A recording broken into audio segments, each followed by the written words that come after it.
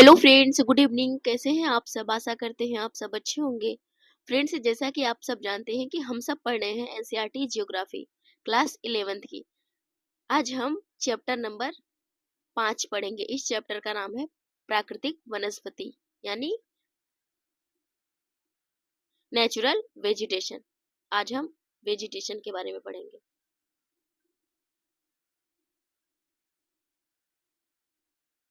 Vegetation के बारे में पढ़ेंगे जो कि हमारे एग्जाम को देखा जाए, इसके इम्पोर्टेंस को देखा जाए तो बहुत ही महत्वपूर्ण माना जाता है, क्योंकि वेजिटेशन से एक दो क्वेश्चन आते ही हैं जीएस के पोर्शन में और खासकर ज्योग्राफी के। तो चलिए शुरू करते हैं।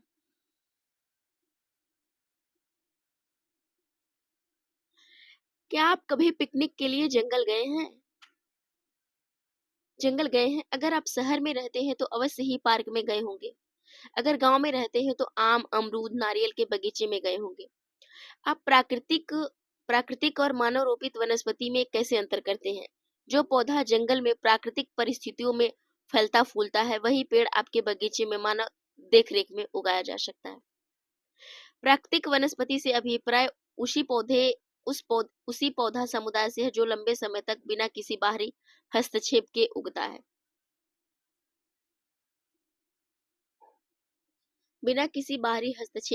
है। इसकी विभिन्न प्रजातियां वहां पाई जाने वाली मिट्टी और जलवायु परिस्थितियों में यथासंभव स्वयं को ढाल लेती हैं। भारत में विभिन्न प्रकार की प्राकृतिक वनस्पतियां पाई जाती हैं। हिमालय पर्वतों पर शीतोष्ण कटिबंधीय वनस्पति उगती है। पश्चिमी घाट तथा अंडमान और निकोबार द्वीप समूह में उष्णकटिबंधीय वर्षावन पाए जाते हैं। डेल्टा क्षेत्रों में उष्णकटिबंधीय वन व मैंग्रोव तथा राजस्थान के मरुस्थलीय और अर्ध मरुस्थलीय क्षेत्रों में विभिन्न प्रकार की झाड़ियां, कैक्टस और कांटेदार वनस्पतियां पाई जाती हैं।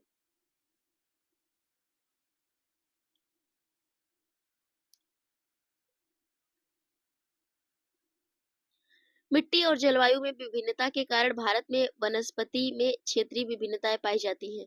प्रमुख वनस्पति प्रकार तथा जलवायु पारिस्थिति के आधार पर भारतीय वनों को निम्न प्रकारों में बांटा जा सकता है। पहला है वनों के प्रकार। इसमें पहला है कि उष्णकटिबंधीय सदाबहार एवं अर्ध सदाबहार वन। पहला।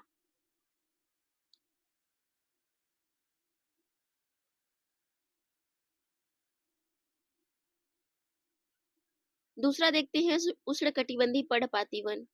तीसरा है उष्णकटिबंधीय कांटेदार वन। चौथा पर्वतीय वन। पांचवा बेलांचली या अनूप वन। तो हम इनके बारे में बारी बारी से पढ़ते हैं। तो चलिए शुरू करते हैं। पहला है कि उष्णकटिबंधीय सदाबहार एवं अर्ध सदाबहार वन।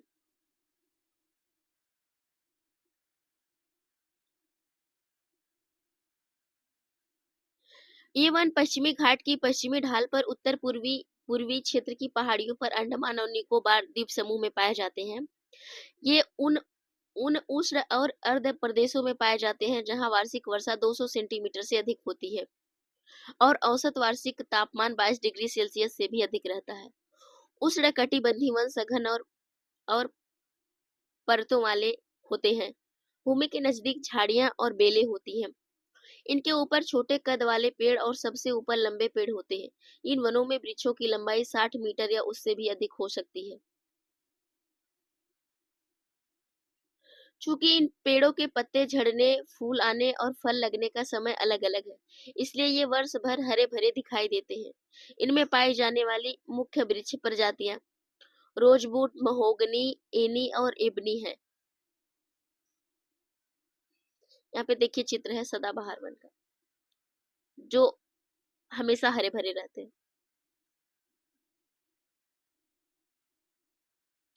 पहले इनके बारे में हम पढ़ लेते हैं, फिर इस मैप को देखते हैं।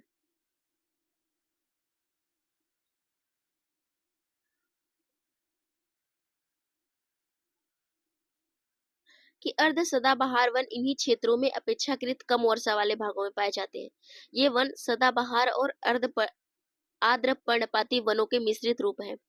इनमें मुख्य वृक्ष प्रजातियां जैसे साइडर, होलक और कैल है। अंग्रेज भारत में वनों की आर्थिक महत्ता को समझते थे, इसलिए इन्होंने इनका बड़े पैमाने पर दोहन करना शुरू किया।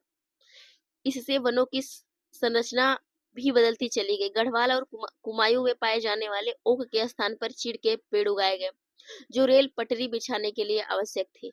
चाय, कॉफी और रबड़ के बागान लगाने के लिए भी वनों को साफ किया गया। लकड़ी उष्मारोधक होती, इसलिए अंग्रेजों ने इसका प्रयोग इमारत निर्माण में भी भरपूर मात्रा में किया।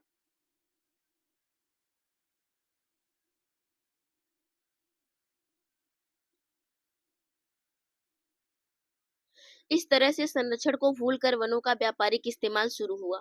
दूसरा देखते हैं कि उष्णकटिबंधीय पर्णपाती वन। दूसरा, भारत में ये वन बहुतायत में पाए जाते हैं। इन्हें मानसून वन भी कहा जाता है।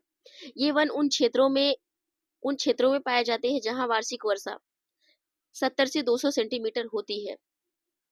यह उपलब्धता के आधार पर इन वनों को आर्द्र और शुष्क पर्णपाती वनों में विभाजित किया जा सकता है। यानी जो उष्णकटिबंधीय पर्णपाती वन है, इसको दो भागों में विभाजित किया जा सकता है। पहला कि शुष्क पर्णपाती वन, दूसरा आर्द्र पर्णपाती वन। तो चलिए हम देखते हैं। यहाँ पे देखिए चित्र है पर्णपाती वन का। यहाँ पे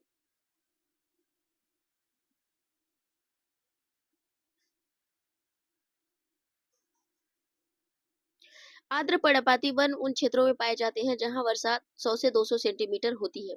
ये वन उत्तर पूर्वी राज्यों और हिमालय के गिरिपथ, पश्चिमी घाट के पूर्वी ढालों और ओडिशा में उगते हैं। सागवान, साल, शीशम,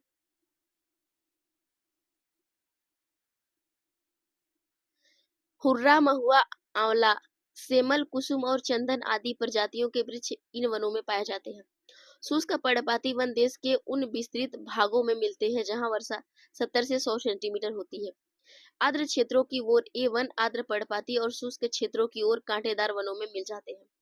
ये वन प्रायद्वीप में अधिक अधिक वर्षा करने वाले अधिक वर्षा वाले भागों और उत्तर प्रदेश व बिहार के मैदानी भागों में पाए जाते हैं। अधिक वर्षा वाले प्रायद्वीपी पठार और उत्तर भारत के मैदानों में ये वन पार्कनुमा भूदृश्य बनाते हैं।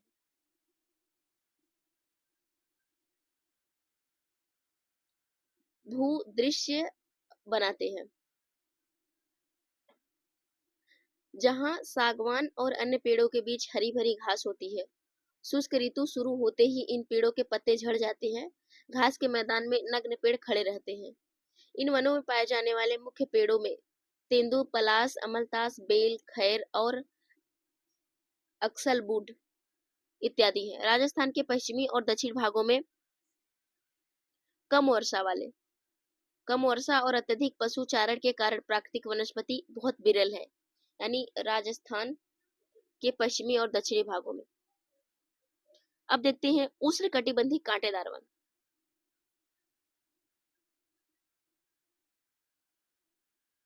उष्णकटिबंधीय कांटेदार वन। उष्णकटिबंधीय कांटेदार वन उन भागों में पाए जाते हैं जहां वर्षा 50 सेंटीमीटर से कम होती है। इन वनों में कई प्रकार के घास झाड़ियां शामिल हैं। इनमें दक्षिण पश्चिमी पंजाब, हरियाणा, राजस्थान, गुजरात, मध्य प्रदेश और उत्तर प्रदेश के अर्ध शुष्क क्षेत्र शामिल हैं। इन वनों में पौधे लगभग पूरे वर्ष पर्ण रहित रहते हैं और झाड़ियां जैसे लगते हैं। इनमें पाई जाने वाली मुख्य प्रजातियां बबूल, बेर, खजूर, खैर, नीम, खेजड़ी, पलाश इत्यादि है। इन वृक्षों के नीचे लगभग 2 मीटर लंबी गुच्छ घास उगती है। उष्णकटिबंधीय कांटेदार वन का चित्र है। पर्वतीय वन। पर्वतीय क्षेत्रों में ऊंचाई के साथ तापमान घटने के साथ साथ प्राकृतिक वनस्पति में भी बदलाव आता है। नहीं, जब टेम्परेचर कम होता है, जब हाइट बढ़ती है तो बदलाव बदलाव आता है बदलाव आता है। इन वनों को दो भागों में बांटा जा सकता है, उत्तरी पर्वतीय वन और दक्षिणी पर्वतीय वन। ऊंचाई बढ़ने के साथ हिमालय पर्वत श्रृंखला में उष्णकटिबंधीय वनों से टुंड्रा में पाई जाने वाली प्राकृतिक वनस्पति पाई जाती है। हिमालय के गिरिपथ पर पर्णपाती वन पाए जाते हैं। इसके बाद 1000 से 2000 मीटर की ऊंचाई पर आर्द्र शीतोष्ण कटिबंधीय प्रकार के वन पाए जाते हैं। उत्तर पूर्वी भारत की उच्चतर पहाड़ी श्रृंखला और पश्चिम बंगाल और उत्तरांचल के पहाड़ी इलाकों में चौड़े पत्तों वाले ओक और चेस्टनट जैसे सदाबहार वन पाए जाते हैं।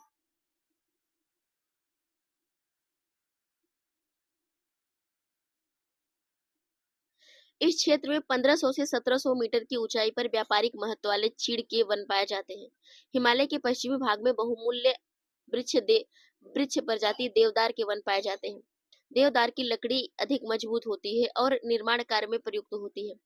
इस तरह चिनार और वालन, जिसकी लकड़ी कश्मीर हस्तशिल्प के लिए इस्तेमाल होती है, पश्चिमी हिमालय क्षेत्र में प्रचुर मात्रा में पाए जाते हैं।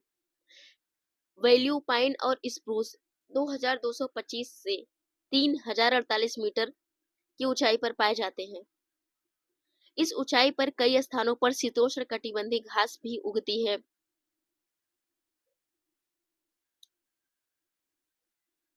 उगती है। इससे अधिक ऊंचाई पर अल्पाइन वन और चारागाह पाए जाते हैं। 3000 से 400 मीटर की ऊंचाई पर, यहाँ पे देखिए पर्वतीय वन का चित्र है।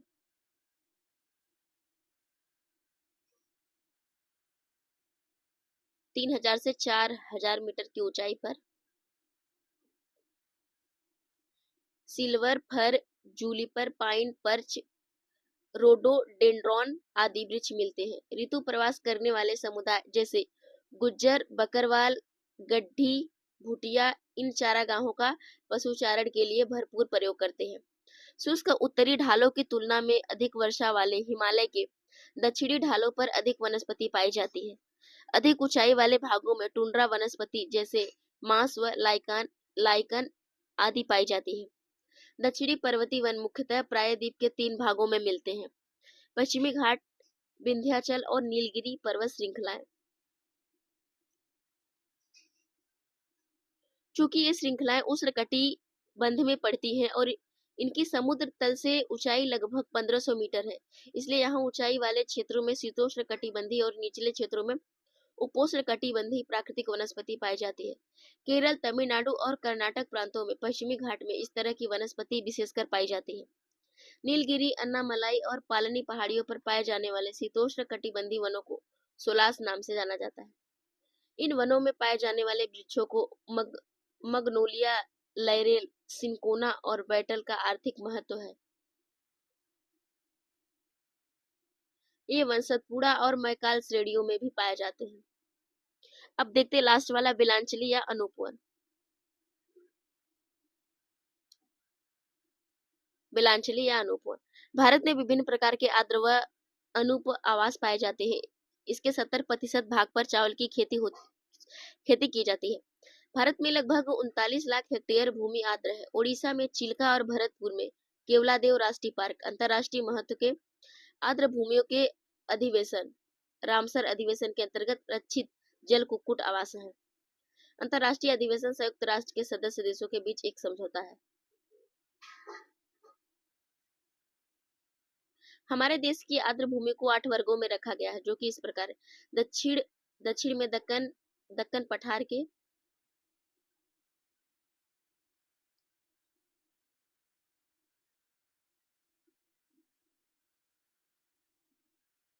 पठार के जलाशय और दक्षिण पश्चिमी तटीय क्षेत्र की लैगून व अन्य आर्द्र भूमि। राजस्थान, गुजरात और कच्छ की खारे जल वाली भूमि। तीसरा, गुजरात राजस्थान से पूर्व केवलादेव राष्ट्रीय पार्क और मध्य प्रदेश की ताजी जल वाली झीलें व जलाशय। चौथा, भारत के पूर्वी तट पर डेल्टाई आर्द्र भूमि व लैगून, चिल्का झील आदि। पांचवा, गंगा के मैदान में ताजा जल वाले कच्छ क्षेत्र। ब्रह्मपुत्र घाटी में बाढ़ के मैदान व उत्तर पूर्वी भारत और हिमालय गिरिपथ के कच्छ एवं अनूप क्षेत्र। अगला है कि कश्मीर और लद्दाख की पर्वतीय झीलें और नदियां। आठवां है कि अंडमान और निकोबार द्वीप समूह के द्वीपचापों के मैंग्रोव वन और दूसरे आर्द्र क्षेत्र।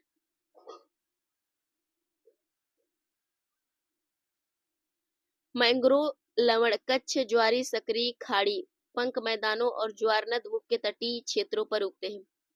इनमें बहुत से लवण से न प्रभावित होने वाले पेड़ पौधे होते हैं।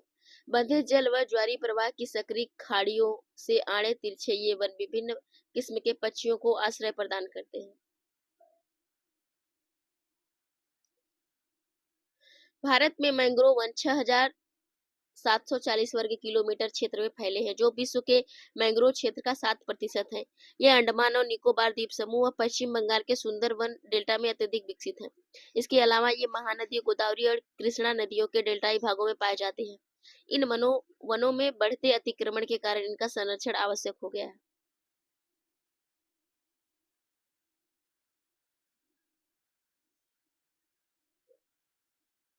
वन और जीवन। असंख्य जनजाति लोगों के लिए वन एक आवास, रोजी रोटी और अस्तित्व है। ये उन्हें भोजन, फल, खाने लायक वनस्पति, शहद, पौष्टिक जड़ें और शिकार के लिए वन जानवर प्रदान करते हैं।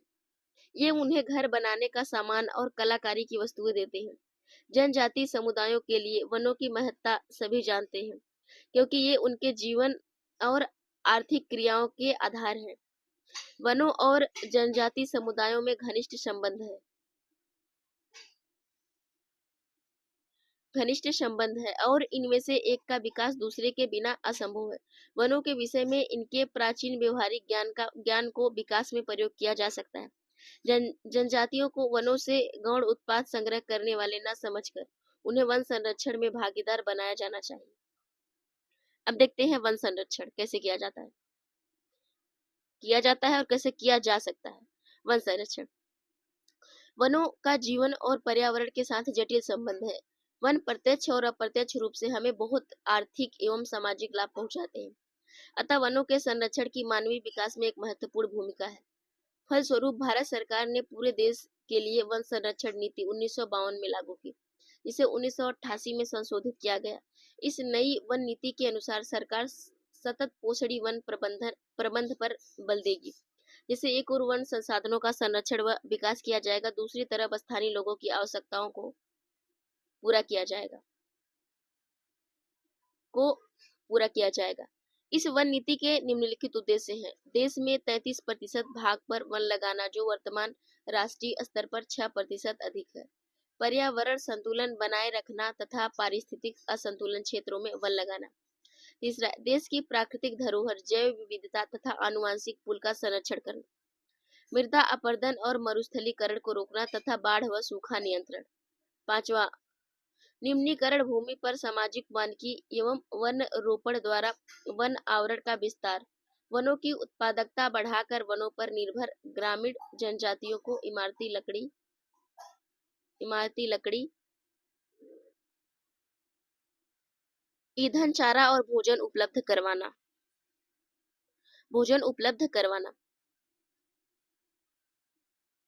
लकड़ी के स्थान पर वस्तुओं को प्रयोग में लाना। सातवां है कि पेड़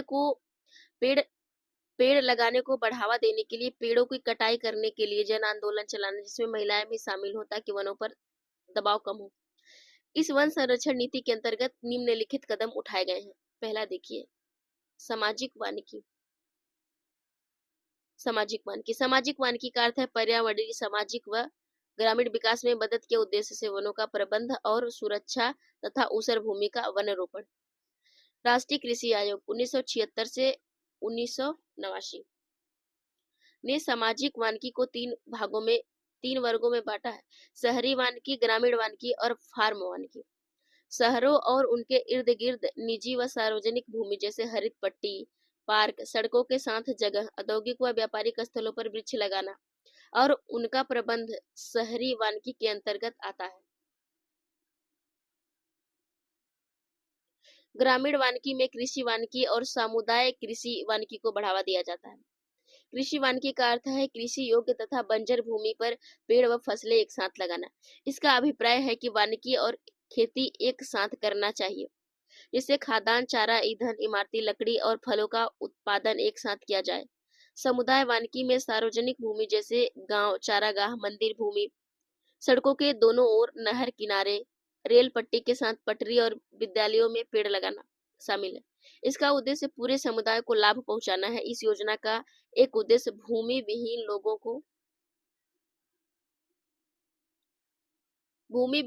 लोगों को वनीकरण से जोड़ना तथा इससे उन्हें वे लाभ पहुंचाना जो केवल भूस्वामियों को ही प्राप्त है। फार्म वानिकी के अंतर्गत किसान अपने खेतों में व्यापारिक महत्व वाले या दूसरे पेड़ लगाते हैं। वन विभाग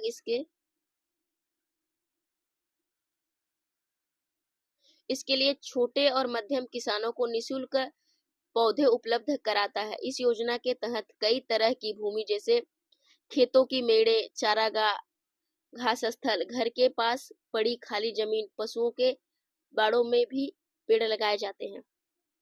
वन्य प्राणी। अब देखते हैं वन्य प्राणियों के बारे में। अपने चिड़ियाघर में पिंजरों में जंतु और पक्षी दोनों देखे होंगे। भारत में वन्य प्राणी एक महान प्राकृतिक धरोहर है। यह अनुमान लगाया जाता है कि विश्व के ज्ञात पौधे और प्राणियों की किस्मों में 4 से 5% भारत में पाई जाती है। हमारे देश में इतने बड़े पैमाने पर जैव विविधता पाए जाने का कारण यहाँ पर पाए जाने वाले विभिन्न प्रकार के पारिस्थितिक तंत्र हैं, जिन्हें हमने युगों से संरक्षित रखा है। समय के साथ पारिस्थितिक तंत्रों के आवास मानव क्रियाओं द्वारा प्रभावित हुए हैं। परिणाम स्वरूप जैव विविधता की संख्या काफी कम हो गई है। कुछ जैव प्रजातियां तो लुप्त होने के कगार पर है। वन्य प्राणियों का संख्या कम होने के मुख्य कारण इस प्रकार है। पहला, औद्योगिक और तकनीकी विकास के कारण वनों के दोहन की गति तेज हुई। खेती, मानवीय बस्ती, सड़कों, खदानों, जलाशयों इत्यादि के लिए जमीन से वनों को साफ किया गया। स्थानीय लोगों ने चारे, ईंधन और इमारती लकड़ी के लिए वनों से पेड़ काटे और वनों पर दबाव बढ़ाया। चौथा है कि पालतू पशुओं के लिए नए चारागाहों की खोज में मानव ने वन्य जीवों और उनके आवासों को नष्ट किया। पांचवा, रजवाड़ों और संभ्रांत वर्ग ने शिकार को क्रीड़ा बनाया। एक ही बार में सैकड़ों वन्य जीवों का शिकार बनाया। व्यापारिक महत्व के लिए अभी भी पशुओं को मारा जा रहा है। छठवां, जंगलों में आग लगने से भी वन और वन्य प्राणियों की प्रजातियां नष्ट हुई।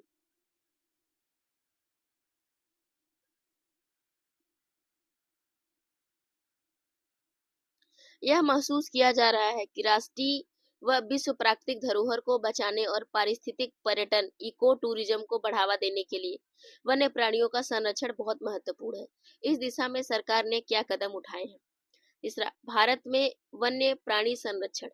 पहला, भारत में वन्य प्राणियों के बचाव की परिपाटी बहुत पुरानी है। पंचतंत्र और जंगल बुक इत्यादि की कहानियां हमारे वन्य प्राणियों के प्रति प्रेम का उदाहरण प्रस्तुत करती हैं। इनका युवाओं पर महत्वपूर्ण प्रभाव, जैसे जंगल बुक में हम लोग देखते हैं ना, मोगली है, ये वो इंसान है, जानवरों के साथ रहता है। अक्सर उस कार्टून को बच्चे पसंद ही करते हैं। तो ये पुरानी चीजें पहले से चली आ रही है। जंगल के प्रति प्रेम और जानवरों के प्रति प्रेम।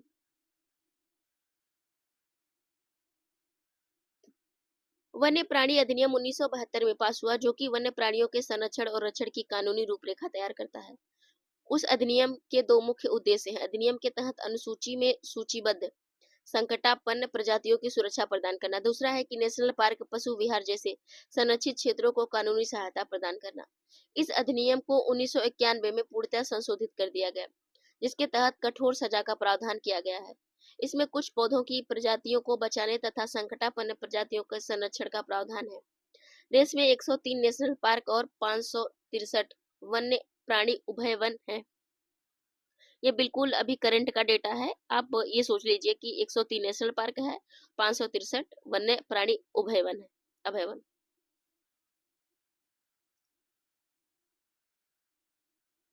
वन्य प्राणी संरक्षण का दायरा काफी बड़ा है और इसमें मानव कल्याण की असीम संभावनाएं निहित है। यद्यपि इस लक्ष्य को तभी प्राप्त किया जा सकता है जब हर व्यक्ति इसका महत्व समझे, अपना योगदान दे। यूनेस्को के मानव और जीव मंडल योजना मैन एंड बायोस्फीयर प्रोग्राम के तहत भारत सरकार ने वनस्पति जात और प्राणी जात के संरक्षण के लिए महत्वपूर्ण कदम उठाए। पहला है प्रोजेक्ट टाइगर 1973 और प्रोजेक्ट एलिफेंट 1992 जैसी विशेष योजनाएं इन जातियों के संरक्षण और उनके आवास के बचाव के लिए चलाई जा रही है। इनमें प्रोजेक्ट टाइगर 1973 से चलाई जा रही है। इनका मुख्य उद्देश्य भारत में बाघों की जनसंख्या का स्तर बनाए रखना है, जिसे वैज्ञानिक, सौंदर्यात्मक और सांस्कृतिक और पारिस्थितिक मूल्य बनाए रखे जा सके। इससे प्राकृतिक धरोहर को भी संरक्षण मिलेगा, जिसका लोगों को शिक्षा और मनोरंजन के रूप में फायदा होगा। शुरू में यह योजना 9 बाघ नीचियों आरक्षित क्षेत्रों में शुरू की गई। ये 16,339 वर्ग किलोमीटर पर फैली थी। अब यह योजना 50 करोड़ बाघ नीचियों में चल रही है। इसका क्षेत्रफल 71,027.10 वर्ग किलोमीटर।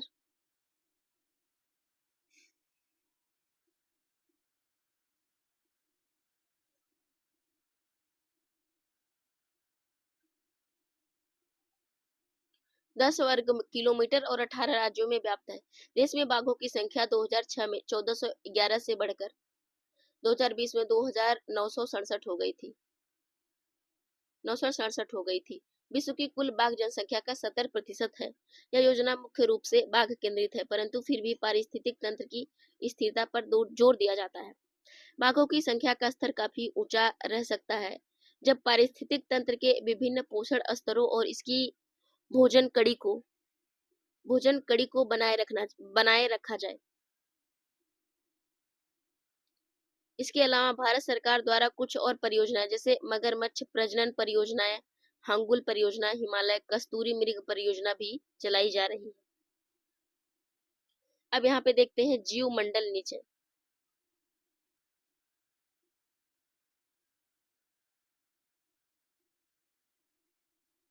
जीव मंडल नीचे आरक्षित क्षेत्र रिजर्व एरिया विशेष प्रकार के भौमिक और तटीय पारिस्थितिक तंत्र है। इन्हें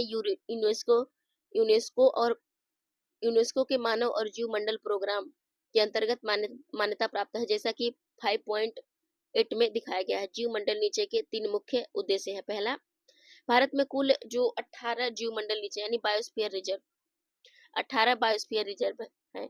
परियोजना 5.1 इनमें से 12 जीव मंडल नीचे जैसे जो 12 है वह यूनेस्को की वर्ल्ड हेरिटेज साइट में शामिल है द्वारा जीव मंडल नीचे की विश्व नेटवर्क पर मान्यता प्राप्त है, यानी 12 जो बायोस्फीयर रिजर्व है।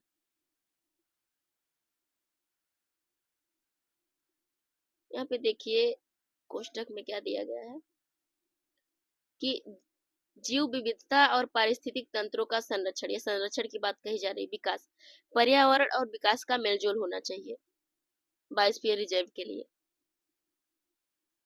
यहाँ पे देखिए जो 18 आपके बायोस्फीयर रिजर्व हैं, हम इसको देख लेते हैं। इम्पोर्टेंट, वेरी इंपॉर्टेंट है एग्जाम के दृष्टिकोण से। तो चलिए शुरू करते हैं। पहला है, सबसे पहला है नीलगिरी। नीलगिरी जो कि 1986 में नामित किया गया था, यानी इसको लाया गया था। इसमें कौन कौन से क्षेत्र शामिल है, जैसे वायनाड, नागरहोल, बांदीपुर, मुदुमलाई, नीलम्बूर और साइलेंट वैली और सिरुवली पहाड़ियां, तमिलनाडु, केरल और कर्नाटक जो नीलगिरी की पहाड़ियां हैं इतने क्षेत्रों में। दूसरा नंदा देवी। नंदा देवी लाया गया था 1988 में, जिसमें चमोली, पिथौरागढ़, अल्मोड़ा के जिलों के भाग उत्तराखंड। और तीसरा है नोकरेक। नोकरेक लाया गया था 1988 में, तो गारो पहाड़ियों का हिस्सा मेघालय। चौथा मानस। इसमें ये देखिए कि कोकराझार, बुगाई गांव, बरपेटा, नलबड़ी, कामरूप, दरांग जिलों के हिस्से असम। सुंदरवन। सुंदरवन पश्चिम बंगाल। गंगा ब्रह्मपुत्र नदी तंत्र का डेल्टा इसका भाग है पश्चिम बंगाल। मन्नार की खाड़ी। मन्नार की खाड़ी तमिलनाडु के उत्तर में रामेश्वर द्वीप, दक्षिण में कन्याकुमारी तक विस्तृत मन्नार की खाड़ी का भाग 1989। ये दोनों 1989। सुंदरवन 1989, मन्नार की खाड़ी 1989, ग्रेट निकोबार 1989।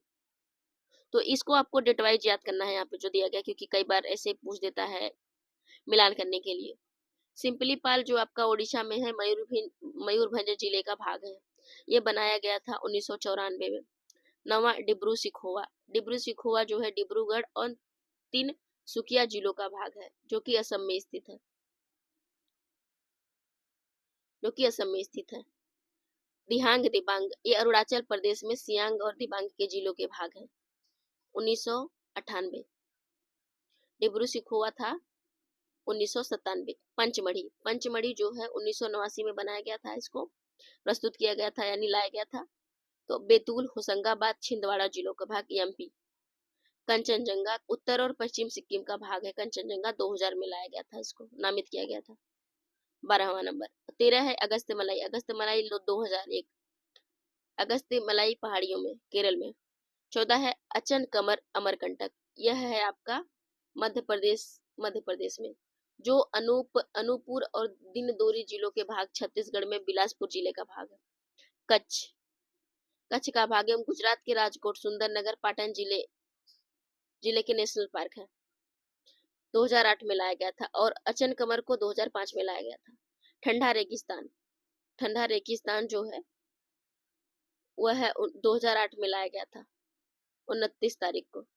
यह जो है कच्छ का भाग गुजरात के राजकोट सुंदरनगर पाटन जिले इन सब क्षेत्रों को शामिल किया गया है। देखते हैं 7वां शेषाचलम, यह पूर्वी घाट में शेषाचलम की पहाड़ी है आंध्र प्रदेश में। चित्तूर तथा कुडप्पा जिलों के भाग है ये। 2010 में इसको प्रस्तुत किया गया था। पन्ना, मध्य प्रदेश में पन्ना और छतरपुर जिलों के भाग है पन्ना। 2011 में इसको शामिल किया था। और जो यहाँ पे देखिए मोटे अक्षरों में लिखा गया किसको हम यूनेस्को हेरिटेज साइट में शामिल किया गया। तो पहला देखिए नीलगिरी को, दूसरा नंदा देवी, तीसरा नोकरेक को, 5वां सुंदरवन मन्नार की खाड़ी, छठा निकोबार, 7वां सिंपलीपाल, 8वां पंचमढ़ी, 9वां कंचनजंगा, 10वां अगस्त्य मलाई,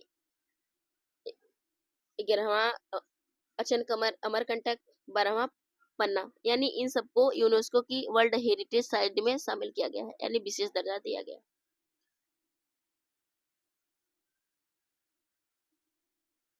यहाँ पे देखिए एक ऊपर मैप छूट गया था तो इसको हम देख लेते हैं। यहाँ पे जैसे वनों का भाग दिया गया है, कितने क्षेत्रों में कौन से वन पाए जाते हैं। यहाँ पे प्राकृतिक वनस्पति का भाग है।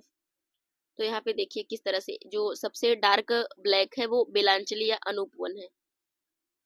हम देखते हैं कि सबसे ज्यादा उष्णकटिबंधीय सदाबहार वन और अर्ध सदाबहार वन कहाँ पाए जाते हैं। तो देखिए यहाँ पे देखिए पूर्वी क्षेत्रों में यहाँ पे सदाबहार वन पाए जाते हैं। तो यहाँ पे पश्चिमी तट, पूर्वी तट, यहाँ पे उष्णकटिबंधीय सदाबहार और अर्ध सदाबहार वन पाए जाते हैं। अब यहाँ पे देखिए उष्णकटिबंधीय पर्णपाती वन कहाँ पे पाए जाते हैं। तो देखिए ये पूरा एक काफी लंबा चौड़ा एरिया है। यहाँ पे पाया जाता है उष्णकटिबंधीय पर्णपाती वन। उसके बाद है तीसरा है उष्णकटिबंधीय कांटेदार वन कहाँ पाए जाते हैं। तो देखिए यहाँ पे राजस्थान में जैसा कि आप जानते हैं कि बारिश कम होती है, यहाँ कांटेदार वन पाए जाते हैं। और यहाँ पे इस क्षेत्र में पाए जाते हैं कांटेदार वन। पर्वतीय वन जैसा कि आप जानते हैं कि ऊपरी क्षेत्र में यानी उत्तरी क्षेत्र में पाया जाएगा। यह पूरा एरिया पर्वतीय क्षेत्र है और यहाँ पे पर्वतीय वन पाए जाते हैं। अब बिलांचली या अनूप वन, यहाँ पे देखिए जो डार्क ब्लू है जैसे यहाँ पे मैंग्रोव वगैरह, तो ये देखिए बिलांचली अनूप वन है। यह सब पाए जाते हैं इन क्षेत्रों में।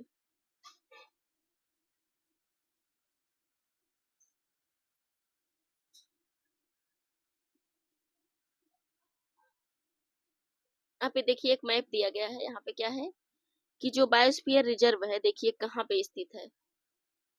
तो देखिए यहाँ पे देखिए नंदा देवी, उसके बाद यहाँ पे देखिए दिहांग देबांग, डिब्रू सिखोवा, उसके बाद यही देखिए आपका मानस, नोकरेक, आपका यहाँ सुंदरवन, सिंपलीपाल, अचन कमर अमरकंटक, पंचमढ़ी,